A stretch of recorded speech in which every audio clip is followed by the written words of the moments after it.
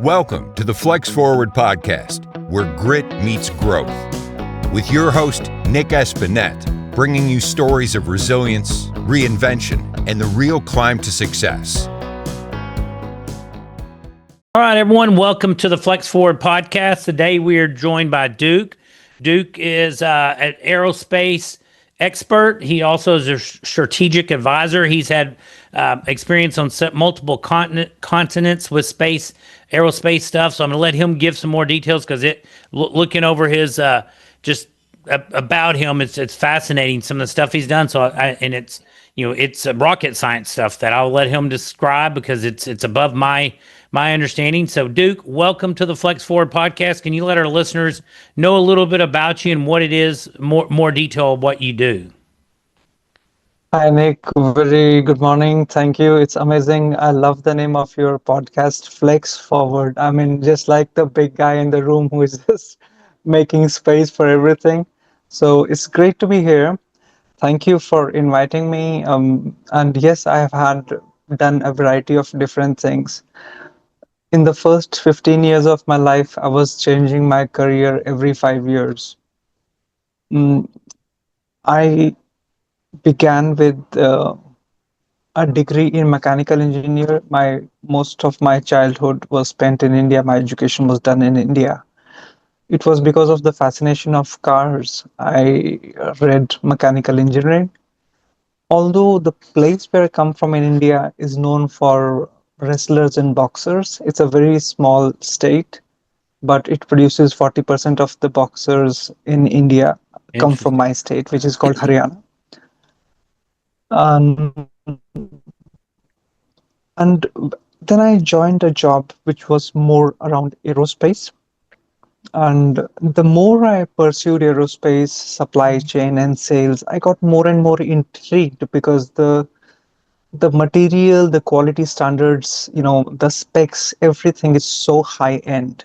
So, like for example, the Formula cars are here, and something in aerospace in terms of criticality will start above that. Wow. Yeah, So I've never thought about it in that perspective, but it makes sense. So something which is traveling, let's say, racetrack cars. I'm a big racetrack,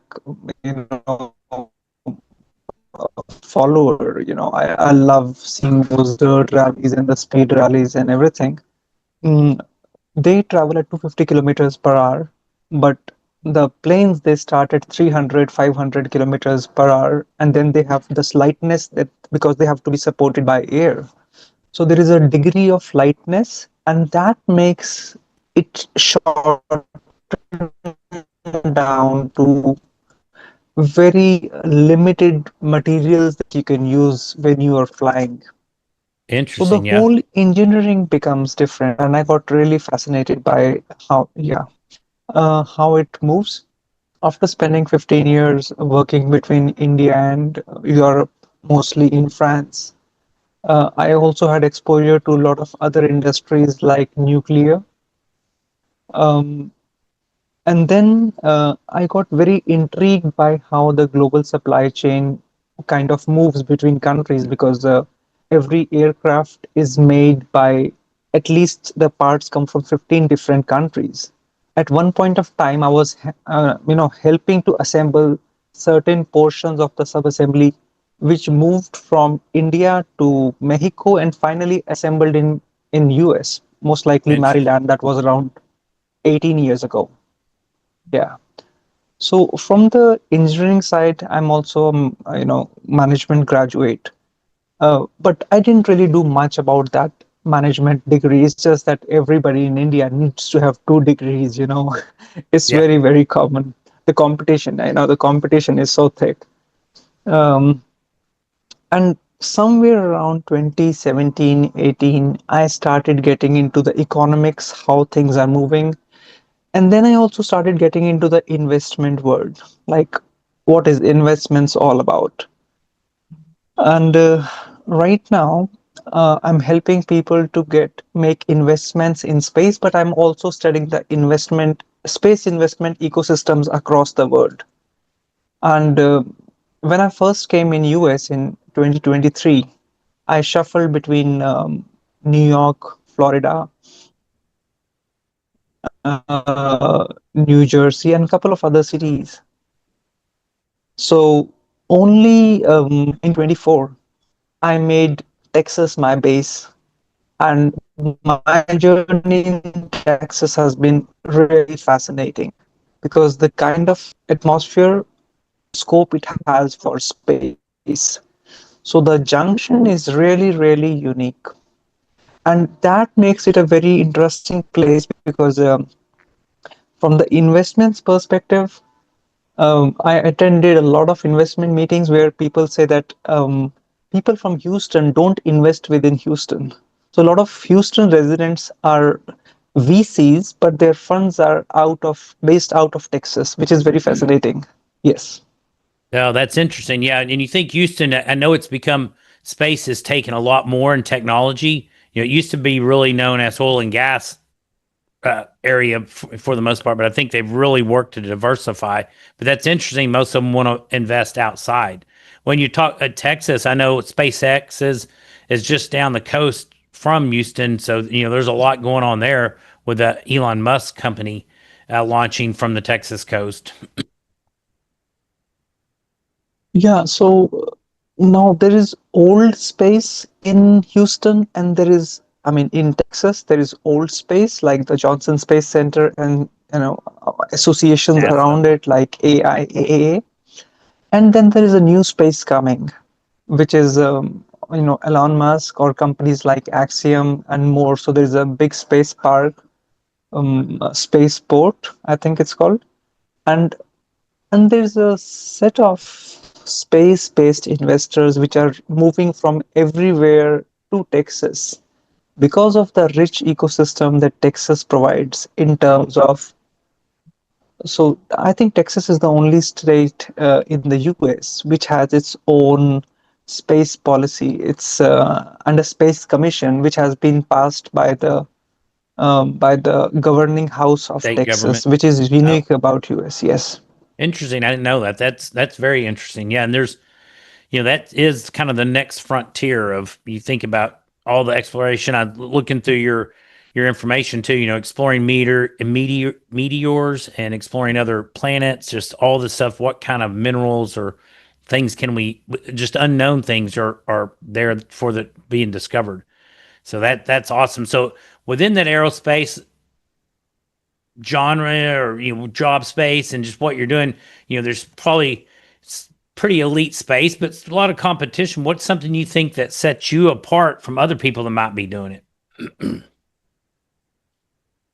So, I mean, having lived portions of my life in Asia, portions in Europe, and traveling extensively to events, technology events in Europe, Asia, North and South America, I see that the readiness of supporting somebody is really massive in the US. And it's not only about probably the Silicon Valley. A lot of Indians, or Indian Americans get drawn to the Silicon Valley. I think this Mm-hmm. is what permeates the whole spirit of US, which is fascinating. Um, That's yeah. regarding what sets me apart, yeah. Regarding what sets me apart is my openness to idea and Good stuff. openness to listen to people and and be ready to support, which is probably which I believe comes to me from my roots and my parents. But I found a lot of amazing people in Houston with whom I share some similar relation. The bonding became thick too quickly. Which is what is a great plus, Yeah, and that's that is awesome. to me Relationships are so important. yeah. So that gave me my first sign that this is the city I'm going to work around and you know build something. So That, yeah, this is what is the initial click that anybody needs when he moves to a new place. I think so. Yeah. yeah, having having we're all relational, so having that core group of friends or peers that can help support you and help lift you up. So it sounds like you found that. That's awesome. Is there something that you find comes easy to you that others may find challenging? Uh, so this answer is very double-edged. I would want to say not having set patterns in my mind, but the moment you say this word, if you're slightly self-conscious, you start knowing what set patterns you have. No, you very, know. very good point. Yeah, you But got to be careful with that. yeah, Well, you can spend all your life. I would Yeah, imagine that so math, you can that spend being your in, life. yeah. Go ahead. Yeah, let me. This is very interesting. You can actually spend your life thinking that you're free, and every 5 years pass by when you look back and you saw that how not so free you were with your mind. So as you progress, your degrees of freedom kind of can increase, and I think that has been really helpful for me moving across, US. That has been really a great, yeah, help. That's awesome. Well, is there something that you have found that helps you to improve your mindset or improve just in the way you work? Do you have any podcasts or books? Anything you do? Any tips you could share with the listeners? I'm not such a big, voracious reader like people already are, but two, three things, through your podcast, I would love to share. The word is getting closer, but also a little complex at the same time. Um, and I see a lot of people sometimes with a lot of self-help books or books to improve their life. Um, India is one of the biggest exports out of India is the consciousness, the introspection Okay. possibility. I would just say to people that they need to get into conscious living, which comes through meditation and silence. So, what is, silence is what the Lord Buddha, he went into silence for many years when the knowledge kind of dawned into him. So, Interesting. reading too many books can give you too many paths because human conscience is so infinite. You can take on as number of paths as you can imagine and probably more than that. Practicing silence, sometimes forcing myself into silence when I want to say something. It's like a drop in the conscience which goes up, and when it falls down back into my mind, it creates a separate expansion. And I think I would love to share some of that journey also. Yeah. No, that's awesome because I think it's contemplating. I've been guilty of reading book after book. I'm like, oh, this one's great, and then you read another one and it pivots you a different way, and then so you have to be careful to pick something and follow it. It's if you're doing a different self help book every month, it can get you just going in too many directions. Yeah, you're getting spread way too thin, or you need to find something and focus. And I love the idea of contemplating, whatever, however that looks for different people, is just being quiet. We don't, especially nowadays, everybody has a phone. So even if you have an elevator ride, you're waiting to be seated at a restaurant. You're In the past we would sit there and maybe think, but now you have a phone. You open the news, you open your email, your text. There's almost zero time, if unless you are very constructive. You can go with zero time per day of having just time to contemplate and think. And I try to not turn on the radio when I'm driving. That's a good time just to have quiet, just kind of introspective, quiet time in the car, because you can either put on a podcast, put on music, put on a talk radio, and you just. But I think a lot of times it's nice just to drive for 15, 30 minutes or even an hour, and just quietness.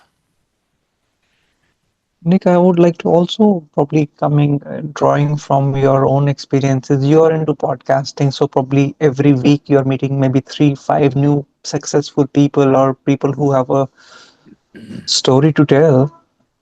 And everybody would be giving their own recipe of success, which, of course, through you gets shared, but a portion of that is also retained inside you. Mm-hmm. So you will have a new theory of success maybe five new theories of success every week. So, what I'm trying to say with that is that sometimes when a person reads too many books, before he starts practicing an idea, another idea gets overlapped, then another idea comes over. So, Sure. eventually, you have a pile up of things without practicing, it doesn't reach anywhere. So, for example, when you're driving or when I'm driving, and it can be stressful for the high speed drives and all, one of the best things to do is to hear the sound of your own breathing. Oh, yeah. If you're driving, your windows are rolled up and you're able to hear the sound of your own breathing, which is super faint. But once you are there, you are internally connected, which is much, much more deeper and important than being externally connected. No, yeah, I love that. It's awesome. I don't run as much as I used to, but I never liked running and wearing any kind of music because you just lose track of your breathing. I quit paying attention to my breathing. Next thing I know, I'm running faster than I should be. But if I don't have music or anything in my ears while I'm running, I can be in tune with my breathing, my heart rate, and just it helps me be a more efficient runner. Also, help me. I work out now, but I don't do the distance running like I used to. So that's good stuff. How much did you used to run? I'm sorry, I was I've curious completed because a I. marathon. Man, no, I did a Oh, marathon. It's been almost 20 years, but yeah, several half marathons. Did a lot more cycling, competitive cycling. Before I had children and had time to go ride my bike almost every day of the week was nice. But now it's just now I do it. You know, I prefer mountain biking or off road biking. So I get out usually once a month. I have some friends. We try to meet on a trail somewhere once a month to go ride. Hour and a half trail riding.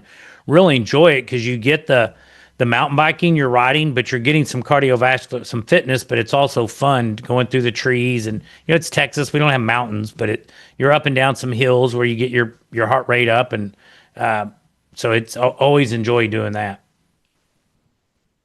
okay, so this is something which we have in common because I am a mountain bike rider as well. And I would just invite you to look over this place called Ladakh in India. It's Ladakh, one of the highest mountain roads in the world. It's fascinating. It's like Colorado, but probably double the height. Oh wow, yeah. So So lots of yeah, elevation. mountain. That's fascinating because uh, it's there is not a lot of resources up there. So whatever you are doing, you need to carry everything with you. Pack it with you. So Yeah, that's everything. amazing.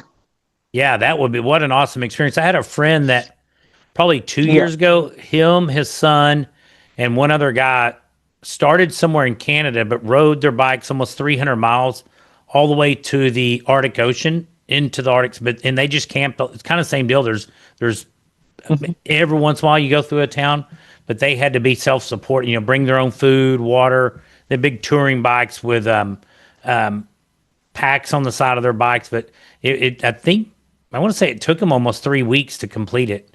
But it was what an experience. It was him, his son, and one other guy. But that was kind of something similar. But I don't think it had the elevation. But it was getting cold at night, and then they went to a little small village right on the Arctic Ocean. So I think it's called Tuk Tuk, if I remember the name of the town, something like that. But what a great experience. Have you?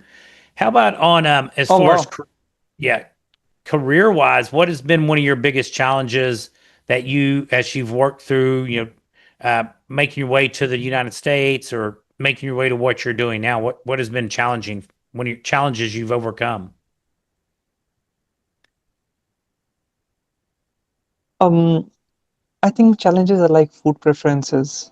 And when you go to a new town, you always find something you like and you always miss something else. So in general, my concept of challenges is that as places change, challenges change, they always are going to be there, and the support system is also always going to be there. It's probably if you live in a place too long, then you get comfortable about what that place offers, and everything Right. is so, you can identify, which has not been much of a case of my life. I probably changed places every 5 years. Um, What has been challenging? Well, the challenge is probably to establish yourself in a new sphere like space investments. There are always players who are already in the market, but you need to really identify the segment in which you are operating. I think instead of rushing that I have to start delivering soon, there has to be a time of consuming your environment, like understanding that who are the what doing a SWOT analysis of your own situation, basically, Sure. and uh, and then start drafting a plan because I think sometimes there's too much of pressure, amongst young people that I have to start deliver. I think Hmm. I'm perhaps past that stage of life where I have to really think that okay, I have to compete with everyone. Maybe it's age which kind of distilled me. Now I take my own time to understand, and there is a Age or little depth wisdom, in. maybe wisdom of those years you've had. You can say one of those things because when you're young, you're kind of racy and impulsive, and I think Sure. so. That's the good thing about aging. So you kind of know your play field, you know your strengths, you kind of in your mind, you know the moves. What is the third move from here? Uh-huh. 10 years Sure. ago, I would only know my next move, and Yeah, this third that's move good thing, stuff. yeah, the third move comes when you know how things are happening, which happens when you take time to consume, to hear everything. Yeah. Good stuff. So it sounds like things are start going well for you in business, and it's a lot of people start having more success. They start considering passive income, either to supplement what they're doing or even replace at some point. You have any thoughts on passive creating or taking advantage of passive income? Okay. Yeah, and I think this is one of my favorite things, and probably we should have had it probably a little early, but I think I still like it. Texas is very heavy real estate dominated, and space is the new thing which is coming, and space is really promising. So there is Rise Space Institute is there, very capable, very supportive people are there.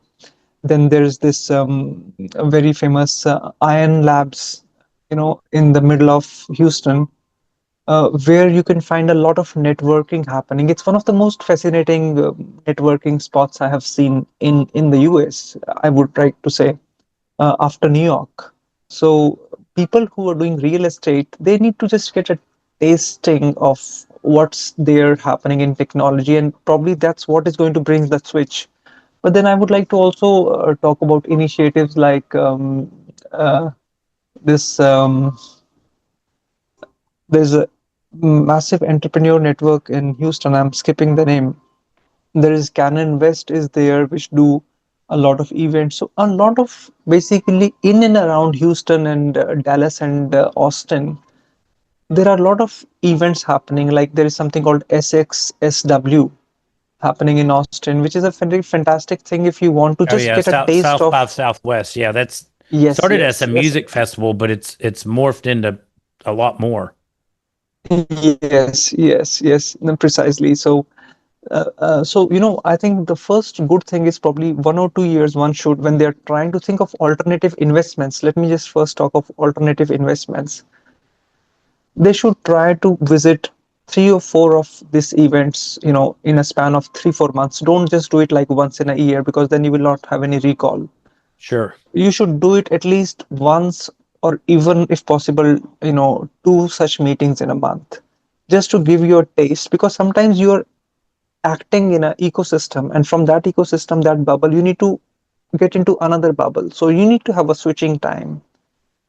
About side Yeah. incomes, I think for younger people, I think it's a good idea to start volunteering, start attending, some of these tech things, because I think us, younger people, they need to understand more of tech, they need to get into this.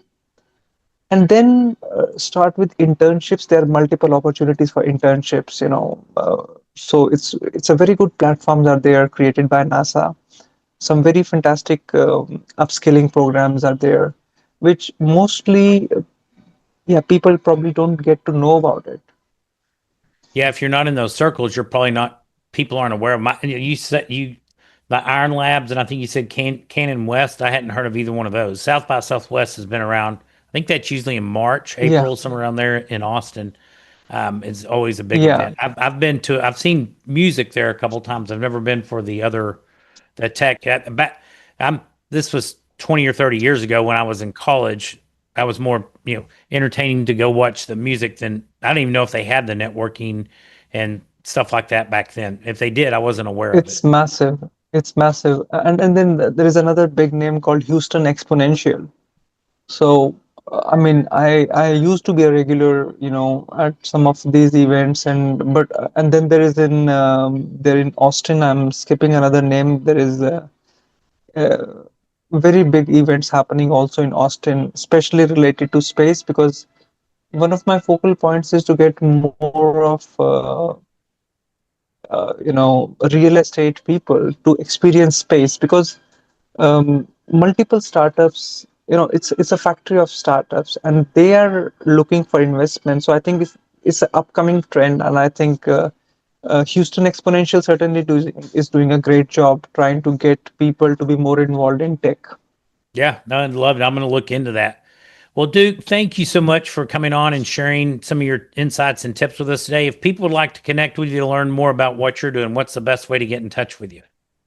Oh, well, I think the best way is LinkedIn. It's better than email, because when I get to see that, what they are doing, because that's there on their LinkedIn. So it's simply Duke Vashisht, which you can probably flash. And I'm so glad that you thought of reaching out to me. It was a surprise. It's my first podcast in US, Oh, and I awesome. really, Well, you've done great. You're doing well, and yeah, we'll put a link, and then maybe if you want to spell your last name for everybody, so if they are trying to find you on LinkedIn. okay. So it's Vashisht.